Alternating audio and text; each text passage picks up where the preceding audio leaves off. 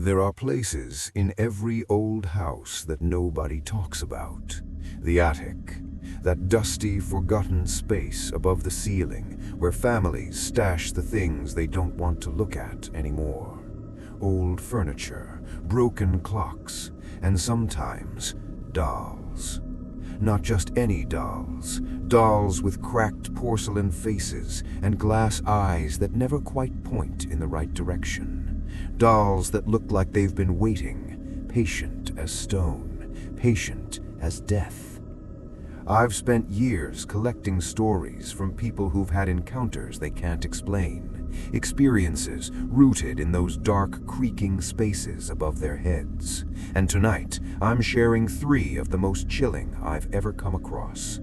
These aren't urban legends. These aren't campfire tales. These are accounts from real people, men who went into attics with flashlights and came back out changed forever.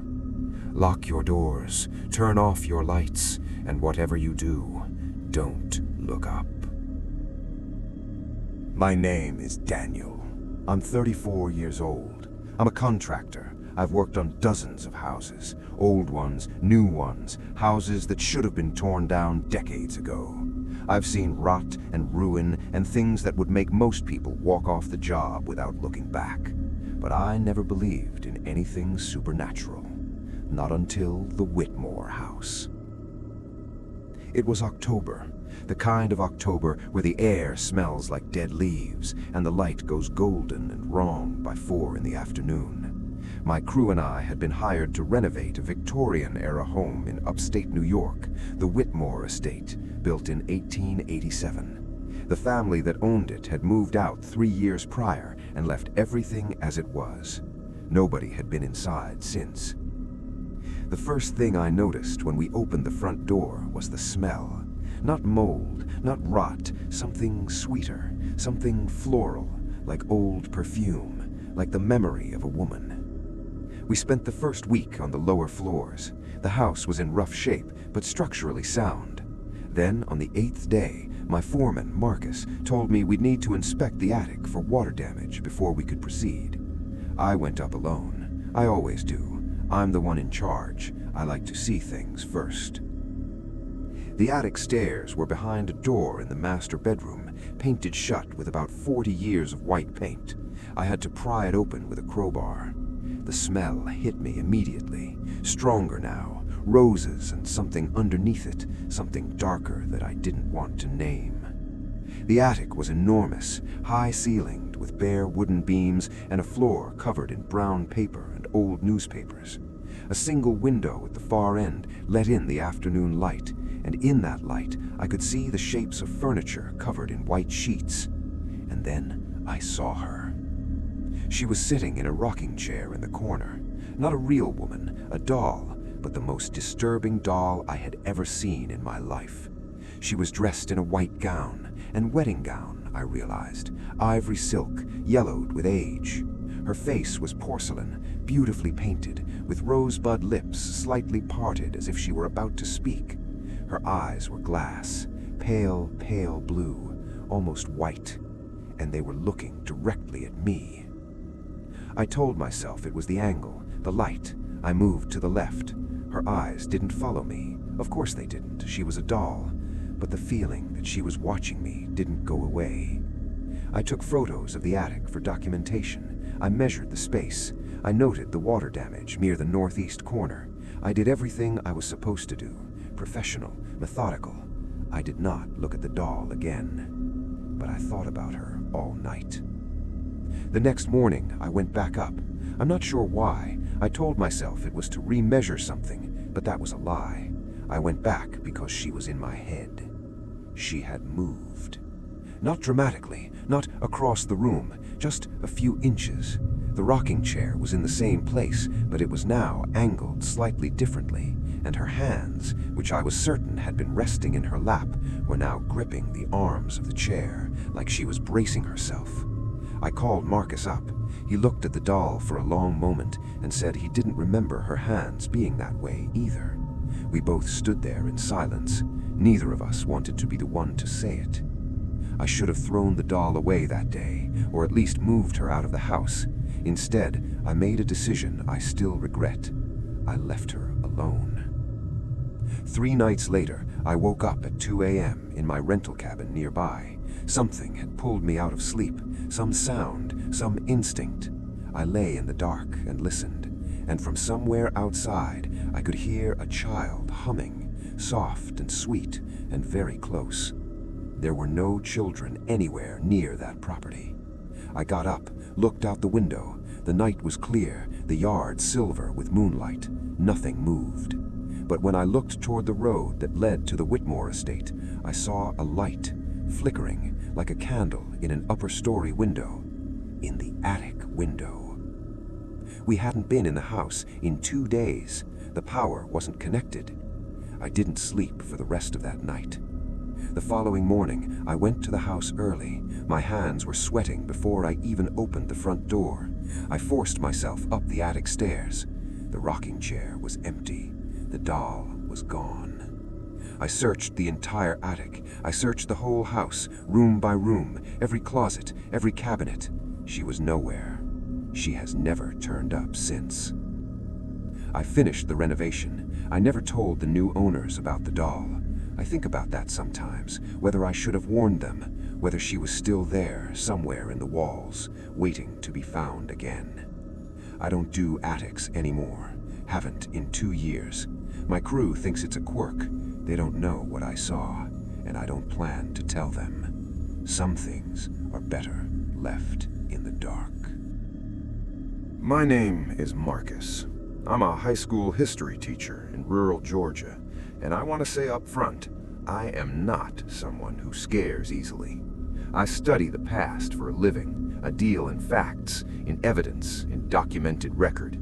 What happened to me when I inherited my grandfather's house challenged every rational bone in my body. My grandfather, Joseph Warren, died in the spring, 89 years old, sharp until the very end. He left me his property in the Georgia countryside, 10 acres, a farmhouse, and a barn that was older than most people's family trees. He had lived alone there for 30 years. My grandmother passed when I was 7, and he never remarried. I drove down to the property in late June to start the process of clearing it out. I had no intention of living there. I planned to sell. 1 weekend, I thought, maybe 2. It took me 3 hours to accept that I was dealing with something bigger than a weekend job. The house was packed. Grandfather Joseph had been, to put it kindly, a collector.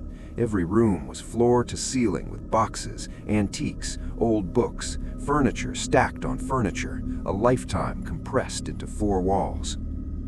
The attic was worse. I climbed up through the hatch in the second-floor hallway, pulled the string on the single bare bulb, and stood very still for a moment. The space was overwhelming. Trunks, boxes, rolled carpets, hat stands, a broken grandfather clock, the smell of old wood and old paper, and something else, something faintly sweet. I'd learn that smell later. That's when I saw the shelf. It ran the entire length of the north wall, floor to ceiling, like it had been built specifically for its contents, and on every inch of it, dolls. Dozens of them. Different sizes, different styles, different eras. Some porcelain, some cloth, some wooden, some dressed in Victorian clothing, some in simpler garments, some in no clothes at all. All of them facing outward, all of them staring into the attic, at me. I'm a rational man. I know that dolls have eyes that appear to follow you. It's a well-documented phenomenon called the Mona Lisa effect. I know that. I told myself that. But there was one doll that was different from the others. She was sitting on the middle of the shelf, slightly in front of the rest, like she'd been placed there deliberately. She was about 18 inches tall, with dark hair and a porcelain face and eyes that were painted black, completely black, no iris, no white, just darkness. She wore a dark dress with a white collar, prim and proper, and unlike the other dolls, she had something in her hands, a small piece of paper folded once. I don't know why I took the paper. I should have left it, but I unfolded it. It was a name, my grandfather's handwriting. It said, "Do not move, Eleanor." I put the paper back. I put Eleanor back exactly as I had found her, and then I got out of that attic faster than I'd like to admit. That night, I called my cousin Terrence, who'd grown up closer to grandfather than I had. I asked him about the dolls. There was a long pause on the phone. Then he said, "Marcus, how long have you been in that house?" "Just today," I said. "Why?" Another pause. "Did you touch anything on that shelf?" I told him about the note. Another silence, longer this time. "Grandfather told me about that doll," said Terrence finally. "He found her in the attic when he first moved in. There was a note with her then, too. Same words, different handwriting. He told me he tried to move her once, just once. He put her in the barn, and that night he woke up and she was back on the shelf, exactly where she'd been, and all the other dolls had turned to face her." I said nothing. I was looking at the ceiling, thinking about the attic above my head. "He never touched her," Terrence said. I barely slept that night.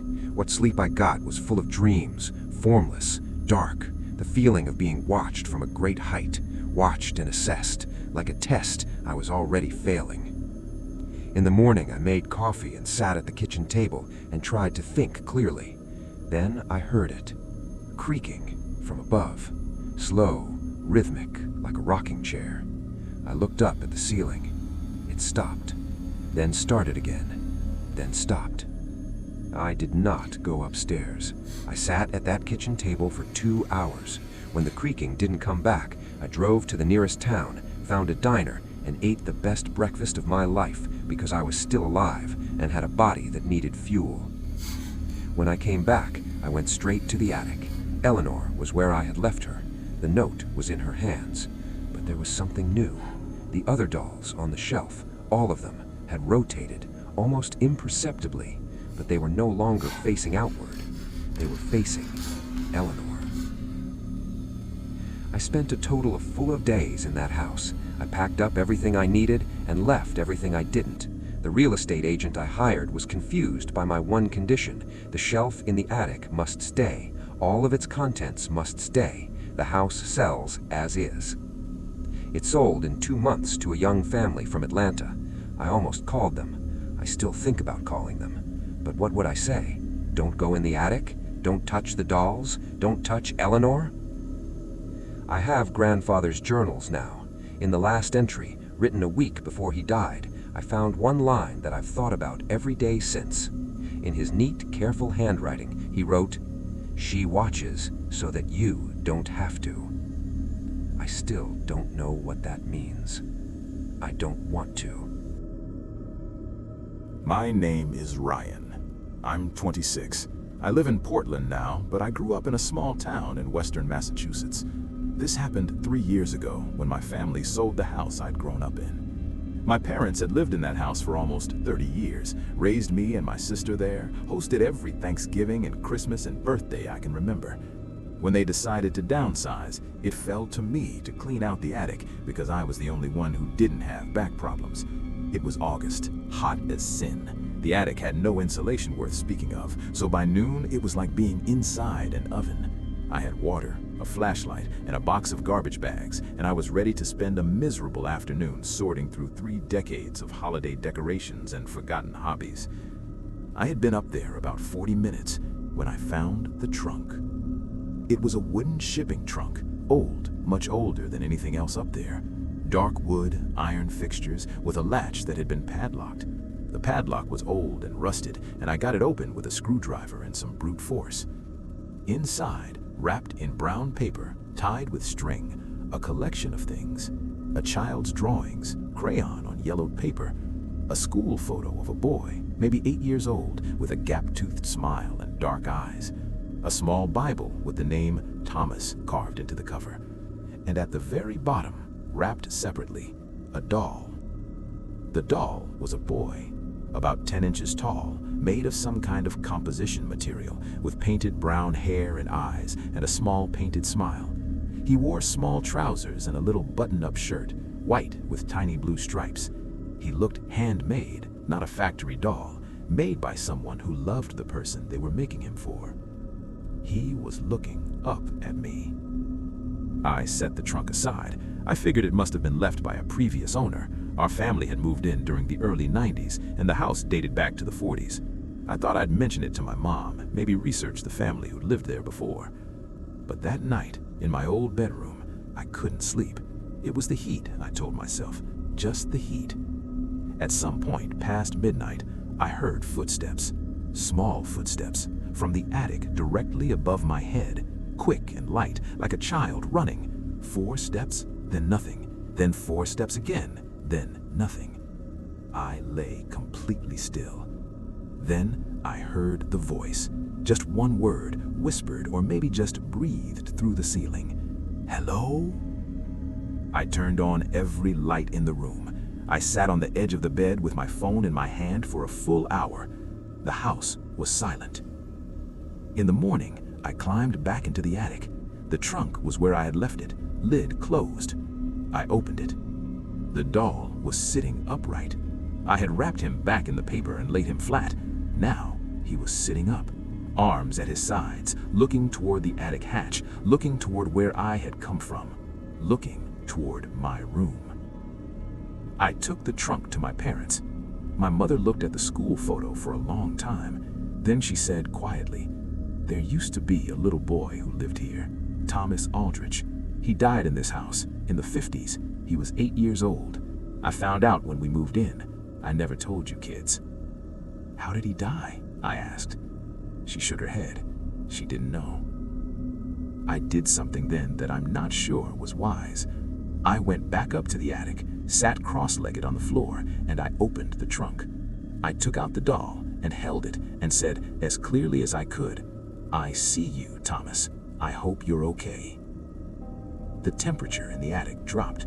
Not a lot, just enough to feel like someone had opened a window that wasn't there. And then, very slowly, the doll's painted face seemed to shift.